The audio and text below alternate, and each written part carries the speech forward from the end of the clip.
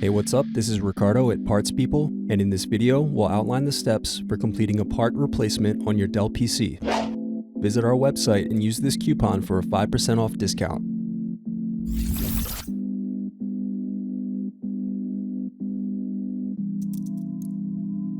First, remove screws from bottom base and underneath the badge door.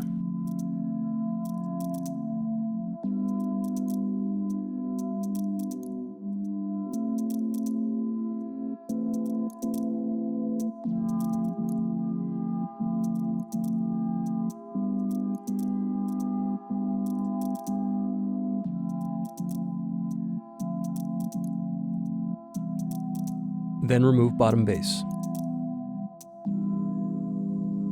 Thanks for watching. Don't forget to like and subscribe if you enjoyed this video. And if you need more, check out this playlist to watch other tutorials for your laptop. You can also click here to find parts for your laptop at partspeople.com.